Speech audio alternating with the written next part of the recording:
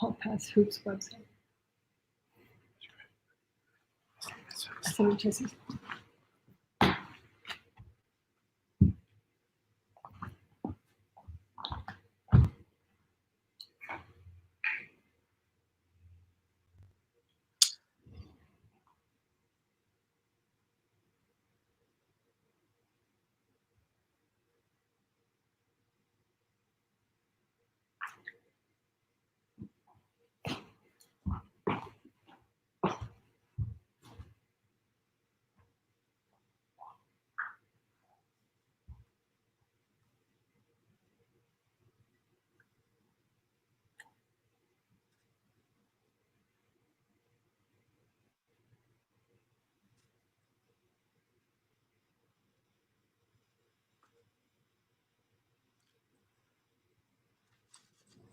All right, hello everybody, and welcome to the inaugural Basketball Jones.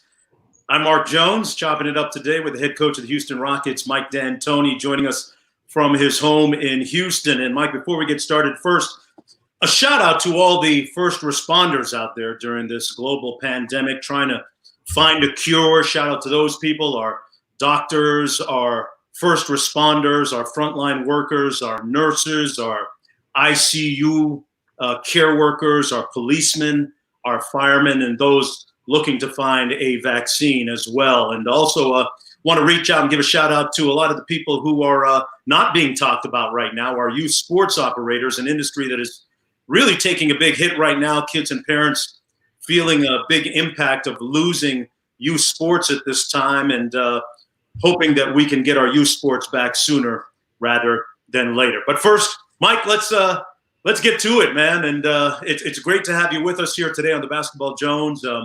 I know this is an unprecedented time, a historical time that we're all going through. How you keeping, man, first of all?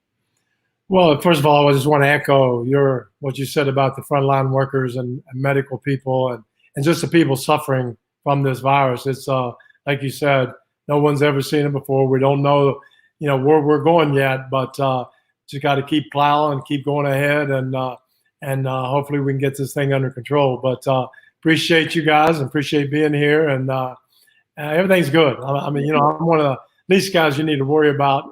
I've got a great family unit that takes care of me, and just trying to catch up. And so there are bright spots. Caught up with a lot of friends that I haven't talked to for years. So a lot of good things. Yeah. Hey, Mike, take us I think a lot of people would want to know what a typical day is like for you from the time you wake up in the morning. Obviously your format, your routine is drastically changed from what it would normally be. Take us through a typical day from sun up to sundown for you and your family. Well, nothing's typical. So, but for the last 7 weeks, I guess I've been held up here at the house. But it changes. I'll probably get up around 7, fix breakfast for everybody. That's my job. Wow. Make sure that's my job. Hey, you got to do what you got to do. I got to try to keep people from killing me. So you make breakfast, sit, and then read the news. And there's a lot of news, so you go through all that. And then either Zoom meetings start, once a week, twice a week, 3 times a week, talk to staff or members of my staff, talk to players, talk to media, talk to friends, talk to my friends in Italy for a long time. We talked every day when they were going through the worst of it. And then get to lunch. I do fix lunch. So I've got 2 things down. Clean up the kitchen. In between, I am working out. So my body revolted for a while. Haven't done that in 30 years. So I work out. And then afternoon, I usually play bridge for a couple hours. Go back. Laurie, my wife, has fixed dinner, or we've done something to either go get dinner at our great Italian restaurants or whatever. And then at night, watch film, watch old games, whatever is available. Right. It's interesting. I'm you, man, and you are faring much better on the facial hair and the haircut front than a lot of other people that I've seen during this stay-at-home order time. Is Laurel your barber too? Is your barber? It took 3 weeks for her to convince me that she can watch a YouTube video from a 12-year-old to give me a haircut. So she did. So it was getting long. I said, okay, go for it. So one Sunday she did, and she only nicked me once, and I'm not lying. She cut me right here. Only bled for a half hour. Had a little tourniquet around my head. Other than that, it was good. Oh man, hey, consider yourself very fortunate, Mike, because I've seen a lot of guys, man. They're losing it, man. Their hair looks like they've been out in the wilderness for, being raised by wolves for a couple of years. But hey, let's talk a little bit about what is it like in terms of keeping in touch with your players. You mentioned Zoom meetings. I've heard other coaches talk about it so far, and that one thing that's really coming into play is the whole mental health aspect of things. Making sure that players who don't have large families or the necessary kind of support systems, guys who are single, living by themselves in condominiums or apartments, that life is a little bit unique and different for them right now. How do you monitor the mental health of some of your players like that you may have on your squad? Well, you try to just touch base with them because everybody's different. Everybody has different circumstances, and we have a very veteran team. So most are with families, with friends, are settled. We have a couple that will be by themselves, and they're young and trying to get through it. So, from me, Keith Jones does a great job in this aspect of touching base with everybody, put them in touch with the doctor if they need to talk to them. Our strength and conditioning coach is constantly with them. John Lucas, who's our development coach, is talking to them. And we just try to fit the needs at that moment that they need. And but every case is different. And for the most part, our guys are self-sufficient. They're very go-getters and overachievers, and are great.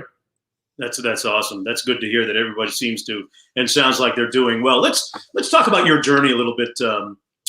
It's been itinerant around the basketball globe, starting off in the NBA, playing with a team that maybe some people may not even remember at this time, the Kansas City Kings, as part of the NBA. Mike, were you on the heels of Nate Archibald with him or after him? No, I was being trampled by him in practice every day.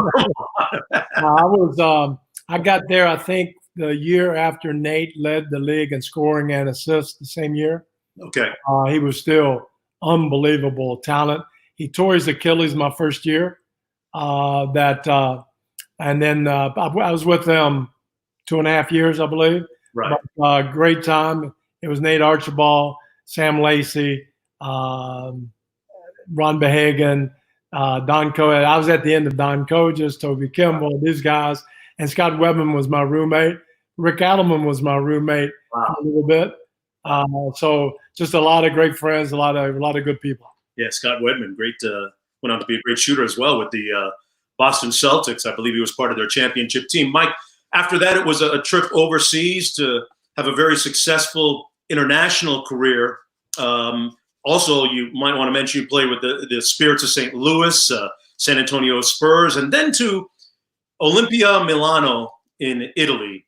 And I consider anybody that's had an opportunity to go overseas and play in the Italian league very privileged and very fortunate. It's a great league, and some great players have played in that league.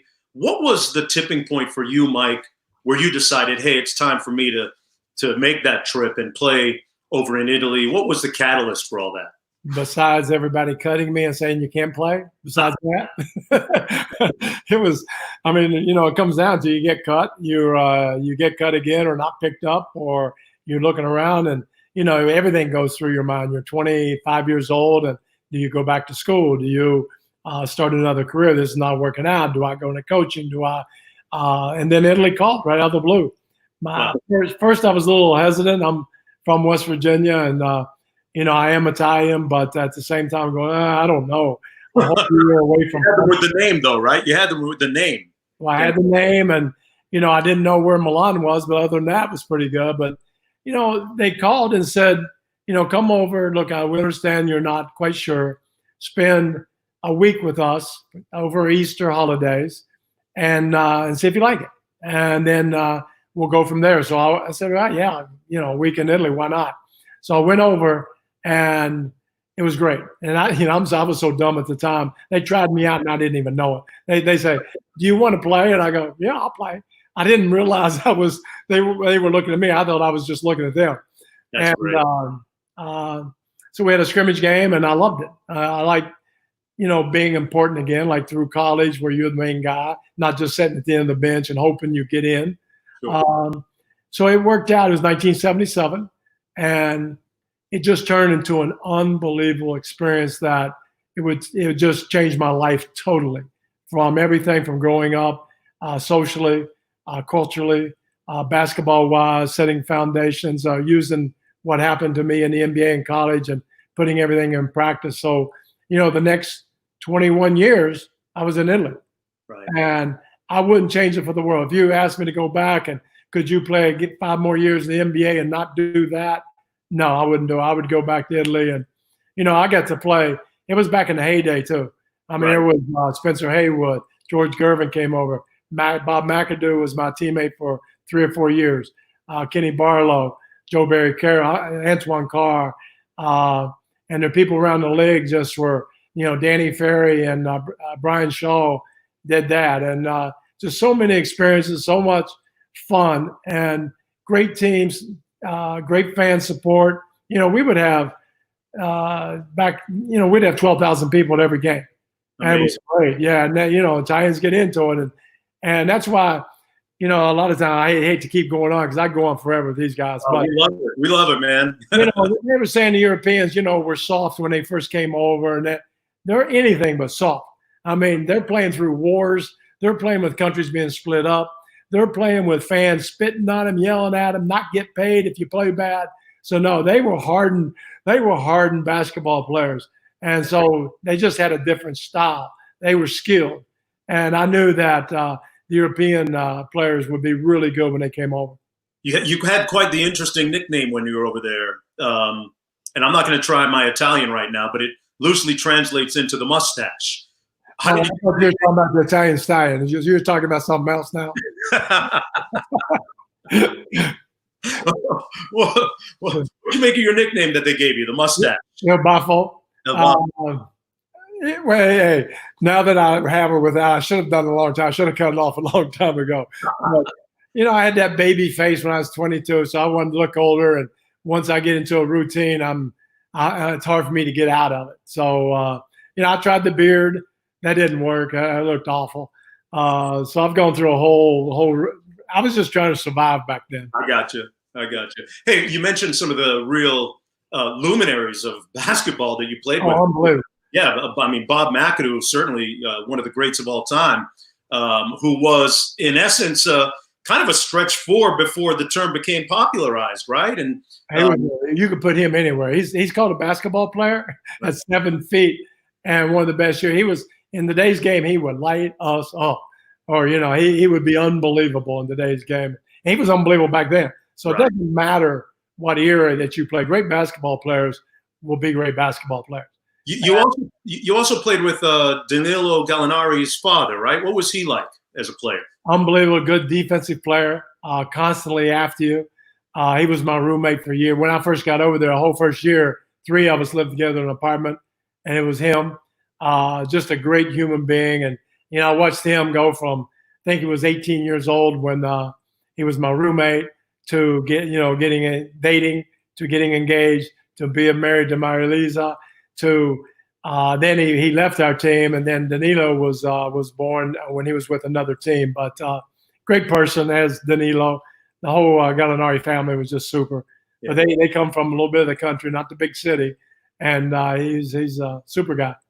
You kind of touched on it a little bit. I want to go back to it. At the top of the show, you talked about being able to touch base with some of your contacts over in Italy. How are they doing, and who are some of those people that you've had a chance to touch base with over there? I know I had a chance to speak with Ettore Messina at the beginning, at the front end of this, and that's when everyone was really still on a strict lockdown over there.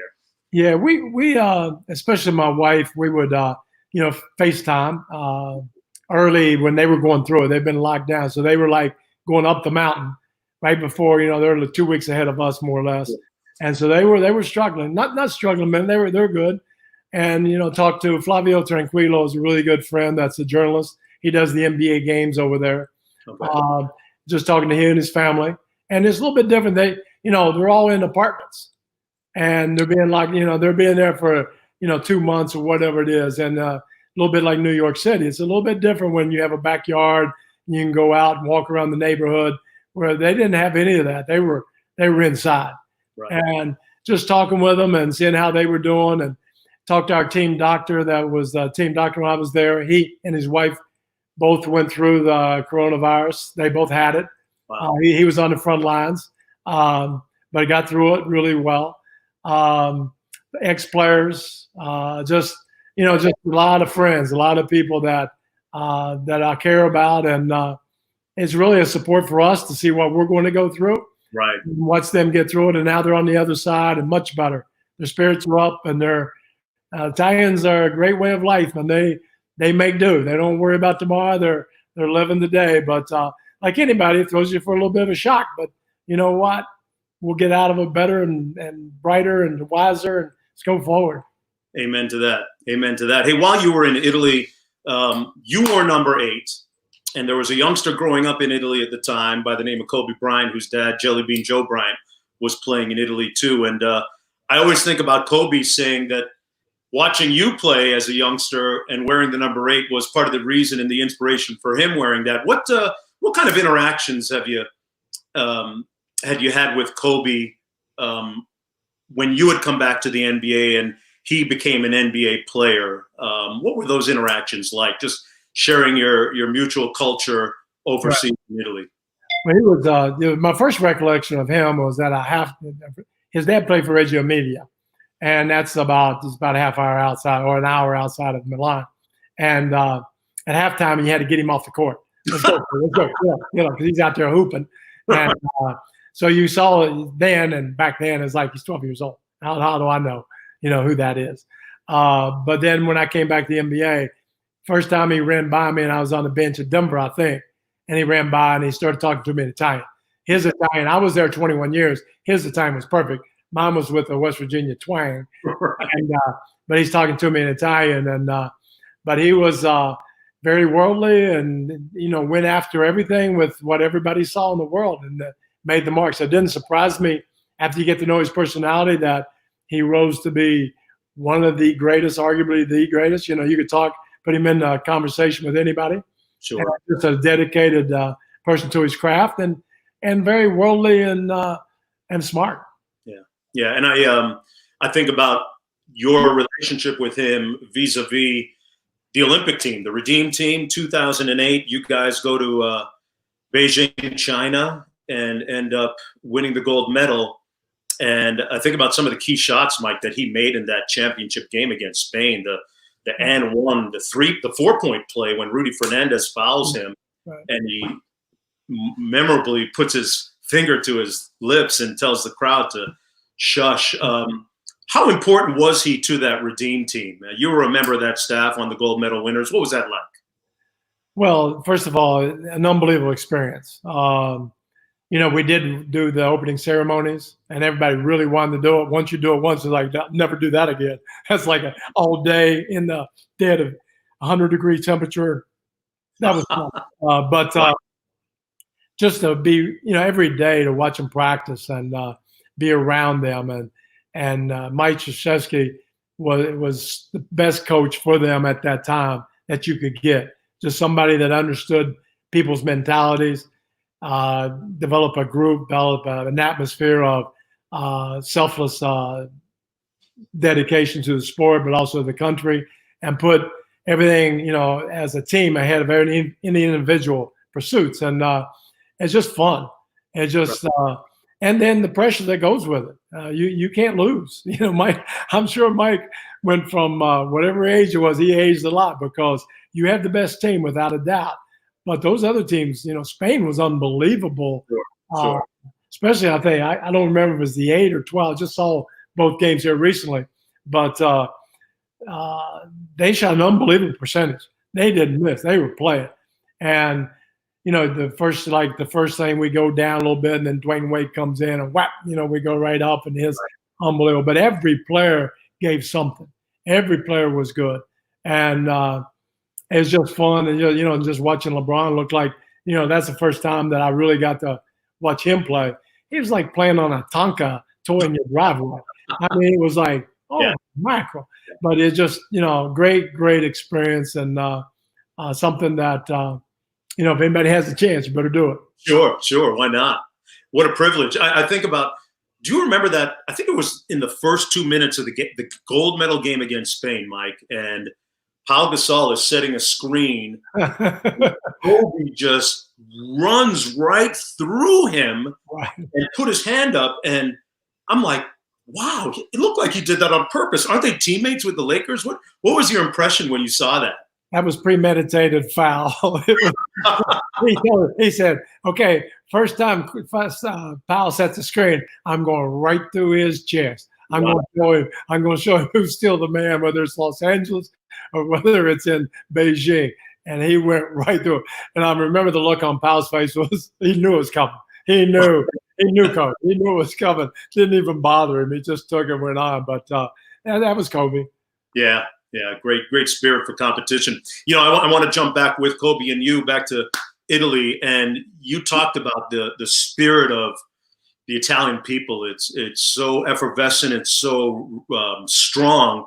One of my favorite vacation places, actually, and I'm going to give you a list of my favorite restaurants because so much of the Italian experience for me has been a wonderfully cultural experience. A place called L'Antica in Sorrento, another place called Tasso in Sorrento, and Della Loro in Rome. I'm trying to roll my R's just right for you. Yeah, exactly. But, there you are. There you are. Trip there with my wife and daughters, and went to see the Three Tenors. The Three Tenors while we were there. It was incredible. What part of that? The meals. I don't have to tell you about the meals. I mean, there's one of the desserts that we had at Il Buco, and swimming in the grottos when we rented a boat one day and got onto the Mediterranean, jumped in the water, had a tremendous experience there. Mike, if you've got any friends in the Department of Immigration in Italy still, I need the phone number because I want to become an Italian citizen. It's funny you talk about restaurants. I remember when I first got there, we're going to some game on a bus, and we stop at, like a rest stop that has a place to eat and all that, like a coffee bar or whatever. Right. And I'm going, seriously? We're stopping at a truck stop to have a pregame meal or with the team? And then I go in, I'm like, oh my gosh, these guys are cheap. And then we had the meal, one of the best meals I've ever had. Wow. And it's like, no wonder. It doesn't matter. You can name 3 million restaurants, and they're all good. And I don't know why. I mean, is it because we're in Italy and we think it should be good and our brain can't decipher it? But every meal is incredible. And the company you're with and how they go about it. And we used to eat we had a place, Il Torchietto, which in Milan, and I was in Milan for 17 years. And after every game, we would meet at the Torchietto. That would be the team, friends, the owner, the general manager, everybody. There would be about at least 20 every night or 30 people in rooms back, and we would spend 6 hours back there eating. Amazing. After every game. And it was for 17 straight years. And I remember all the Americans would come, and you could see them after about an hour, they'd get fidgety. Like, oh, right. What are we doing? We got to go. Hey, by the time they left at the end of the year, they didn't want to leave. They would eat for 6 hours and just sit there and talk and laugh. And, the table went from one end of the table was strictly Italian to a mixture in the middle to English on the end. And I was usually a buffer in between the Italian and the English. Interesting. By the end of the year, everybody's speaking a little bit of Italian. But, just a quick story. Joe Barry Carroll came and, he has this kind of reputation being a little aloof and a little this, a little that. He had such a great experience, and I had a great experience with him. We win a title. He buys everybody on the team a watch. Wow. And gives everybody on the team, because he's leaving next year. I think he signed a big contract with either Golden State or Milwaukee. I forget which one. I think it was Milwaukee. And so he's going to leave, and gave a speech that tears got in his eyes. Oh, my. It was an incredible year for him. And that's, I know McAdoo told me best time he's ever had. 2 championships in LA, Philadelphia, Buffalo MVP, North Carolina. The best time he's ever had was in Milan when we were playing. And it's just because it has a camaraderie of all the players bonding together with the owner. You know, we'd have people come in like Missoni. Versace was there at the restaurant. You know, just people every night. These people that you have interaction, you know, like Mr. Benetton. You know, you just walk up to the office and Mr. Benetton sitting right in his walk in his office. I mean, you didn't have to call somebody and make appointments and maybe get to his outer secretary to get to the other secretary to get to him. It's like, he just, you know, he wants to go play golf. He comes by my house, beats his horn, and say, "Let's go." And I'd come down and get in his car. They're just normal, love life type of people. And I could go on forever. Yeah. It's why I need to become an Italian citizen. I'll try and do the dual citizenship thing at some point in my life. I actually had my wife and I had. You know, they're pretty strict about who they let in, so I don't know about you. I actually, it would be we had a vacation plan to go to Florence, Sorrento, and Rome again, but because of the COVID-19, we had to cancel it.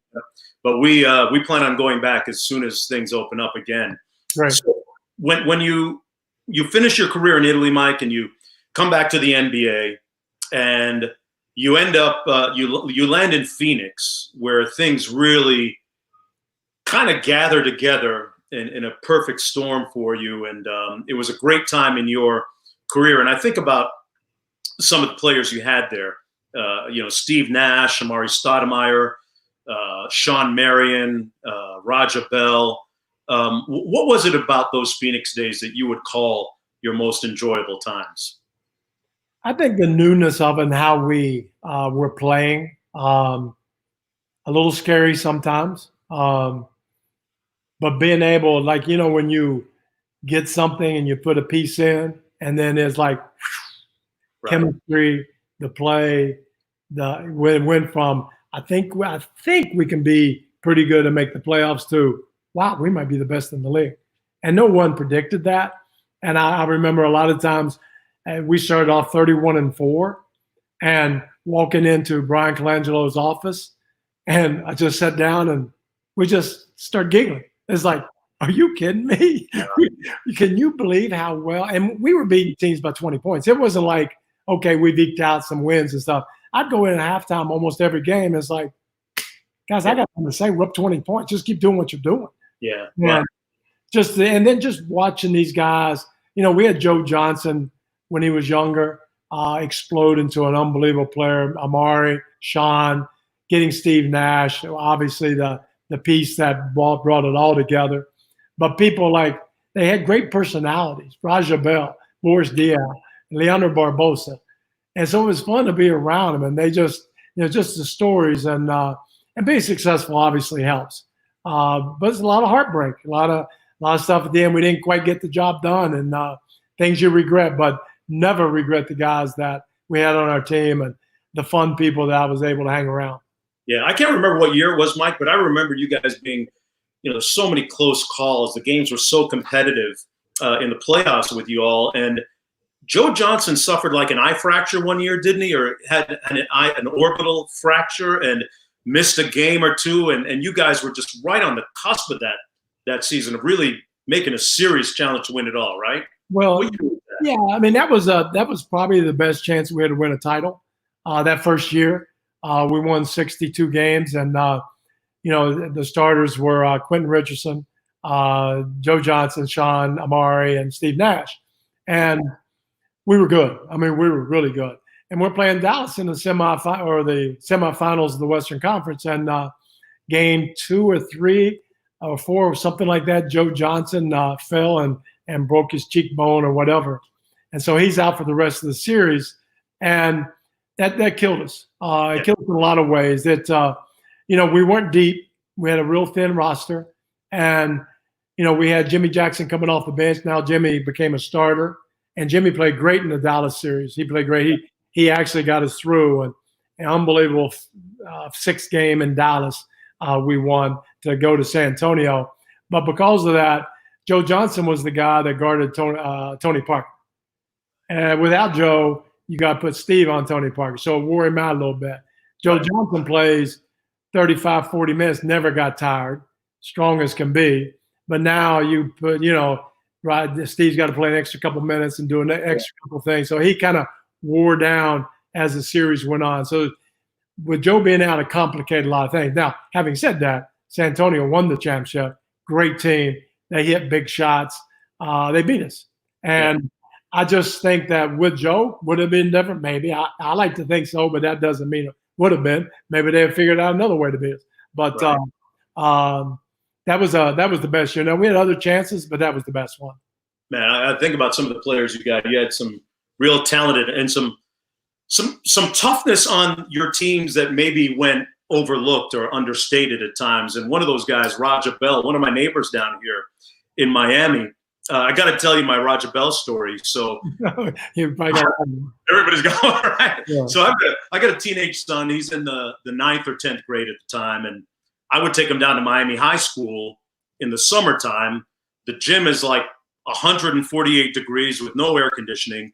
And one of the guys that used to run the gym was Tim Hardaway and Raja Bell. They'd get good pickup runs. So I'd tell my son, hey, we got to go down there. You got to get some good competition. So Raja, being the nice guy that he is, he would always pick my son on his team to try and, kind of mentor him and bring him along a little bit. And I tell you, Mike, it would get to point game, and Raja would be laying the wood on guys. And it got really fierce in there. And I would wait for my son to come home some Saturdays and say, how was your run today, Shade? Dad, we won about 5 games. Mr. Bell had me on his team again, but man, he fought everybody in the gym again. Well, that's probably why he wanted him on his team, because he would have tried to fight him if he didn't. So, but Raja, he was one of my favorite all time, without a doubt. And a couple stories. One, he would always drink Red Bull, a couple Red Bulls before the game. And Boris Diaw would be right beside him, and he'd have his tea, sipping tea.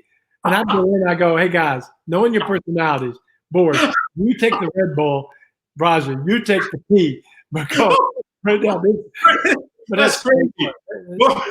Boris is tea and Raja Red Bull? Yeah, just, it's like, wait a minute, y'all got this wrong. And then I do know that the the first year Raja was there, we're in the semifinals against the Clippers, and they got us down on the ropes. They got us, we're down 3 with about a second and a half, 2 seconds to go. And they're up 2-1. And so if they win this game, practically it's over. Right. And so we're coming back to the huddle, and I'm thinking of a play, either Steve, Amari, somebody or whatever. And Raja comes to me and goes, give me the ball. I will not miss the shot. Wow. All right. So you know what? He deserves it. That he went and he set a back pick and flare to the corner, threw it to him in the corner, and he pumped once, whap, going overtime, we win, and kept us alive to beat the Clippers in 7.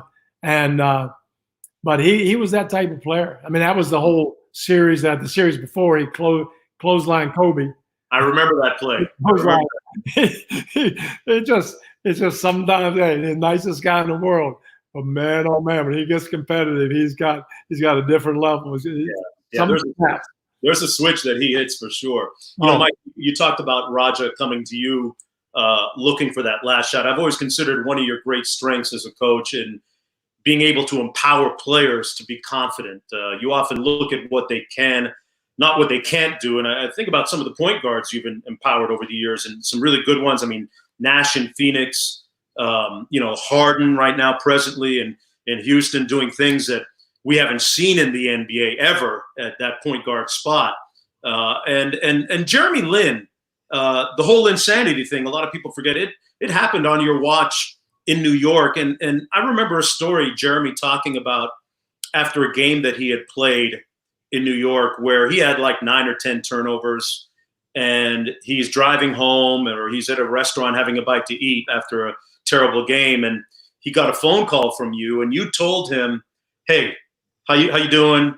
Hey, listen, next game, I want you to go out and have 20 turnovers. I don't care about your 9 tonight, because if you have 20 turnovers, probably means you're going to have about 40 or 50 assists. So I see that something is how have you gotten to that point in your career where you realize where players have to feel good about themselves? They have to have their heads to play at their optimum performance. Well, that's just, as a player, that's where I function the best. If I had a coach that believed in me and told me that, and no matter, I was going to screw up, and then he just bring me aside when I screw up and say, that's okay. You're great. You're doing this. You're doing that. I function the best. Now, I don't think that works for everybody. Some people need a foot, maybe. Right. But I know as a player, that's what and if you got good guys that, are unselfish, guys that want to do well for themselves, for the team, for everybody, then they know when they mess up. It doesn't take me. When you shoot a shot that you shouldn't have shot, they know they screwed it up. I don't have to go and then just pile on.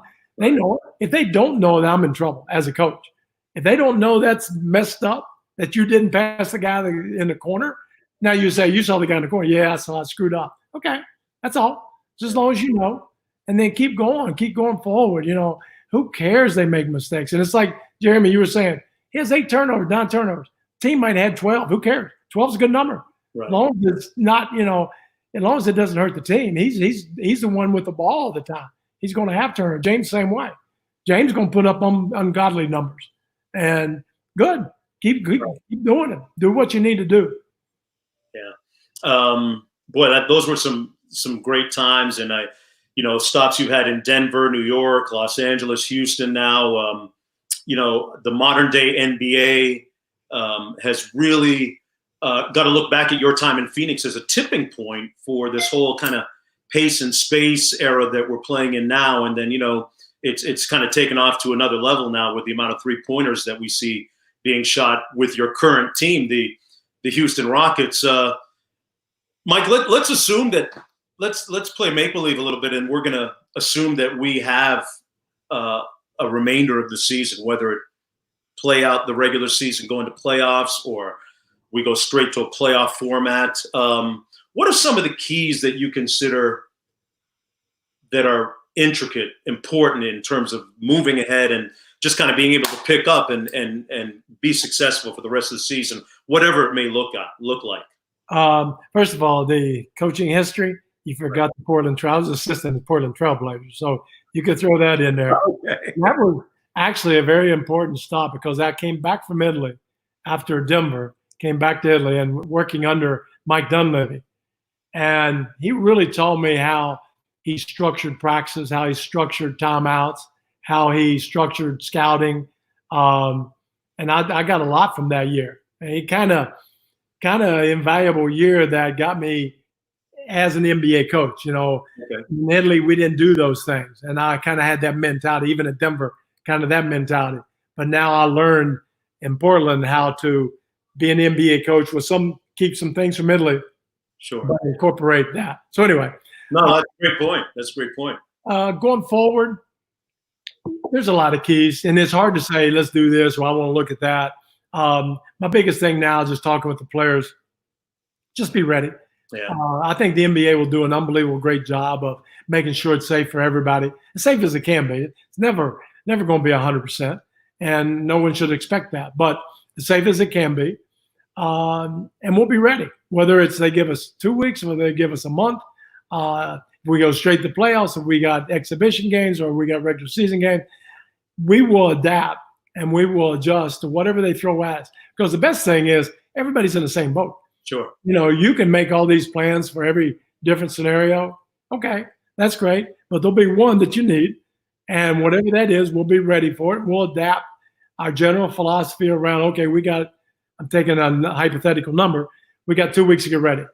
In the last lockouts, they gave us 16 days one time, and they gave us 17 days. And it doesn't bode real well because both times that I got fired was after a lockout. I didn't have a preseason, and we went straight into a lockout. So It's like at the end of that year, it was like, see you guys. So anyway, this is different. Okay, good. I'm glad you said that. But we'll be ready, and the players will be ready. And I know everybody is like itching to get back, but we just want to make sure that everybody's mentally and physically healthy. And our trainers and our strength and conditioning coach will do a great job of not pushing too hard early and looking at the timeline. What do we have? At what date do we have to be ready? Whether that is, limiting early 5-on-5, whether that's to pick it up. They will do a great job of monitoring that and give me guidelines. Okay, today you can go 30 minutes and this guy can go 20, but this other one needs more.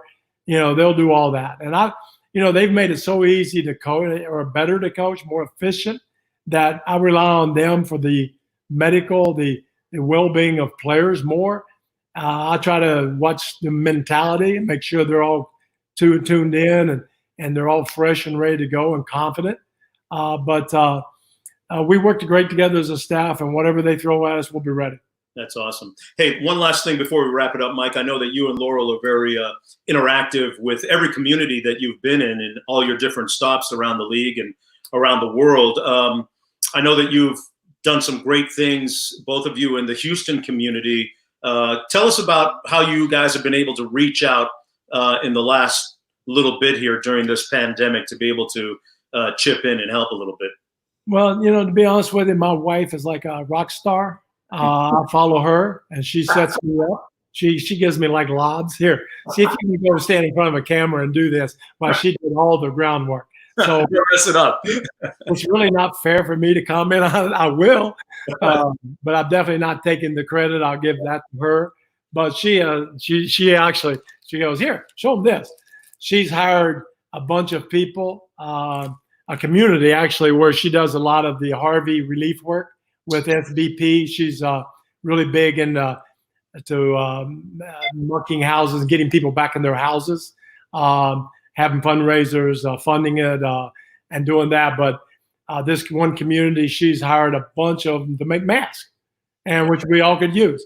And they've made close to 1,000 masks so far, and they keep going at it and trying to give it out to churches, to people that can't afford them or they don't have them, and just distribute all these masks to everybody, because that's a big deal. Not knowing it's an inconvenience for people to wear a mask. Nobody wants, especially it's going to get hot here in Houston. Nobody wants to. But, why wouldn't you? Sure. We're talking 8 months. You cannot tell me you can't wear a mask when you need to for 8 months so everybody can go back to work and be as safe as they can. It's not for you. I get it. But it's for everybody else. You can't do that? Are you serious? I know. And it just drives me crazy. Yeah. That's the stuff of being selfish or being, I'm bigger than Corona. No, you're not. No, you're not. And it just takes a loved one to die that okay, you're right. Put a mask on, when you're in public. It's not that hard. So we just do that, try to do some public announcements. But the big thing now, she's gearing up for, hurricane season's coming here in Houston. And, with Miami, we know what you're talking about, man. Yeah, with climate change, hey, we're talking about, they predicted 100% more storms, bigger storms. We just are getting people back in to homes for Harvey. Then we had Merelda, I think, but in between, got people still out of their homes. And now we're going to have more. And it's, hey, we gotta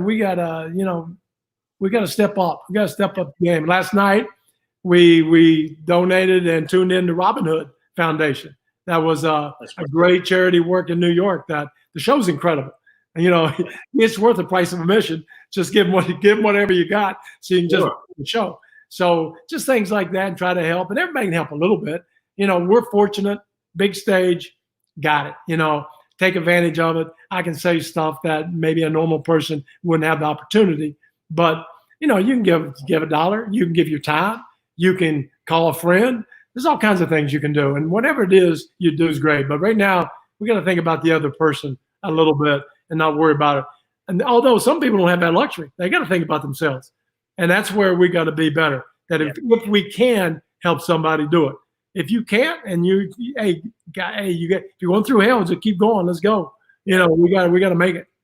Yeah, that's you bring up a great point. Our sense of community, our ability to work as one, as a team, our ability to realize that we're all inextricably tied together in this. If we're going to make it, has never been put more into focus than it is now, Mike. And Well, you and Laurel are doing a great job. Thanks. but that's what sports teaches you, that it is about the team. And when you get that, then when you're in a community, it's about the community. It's about the country. It's not about individual gains, because people will be fine.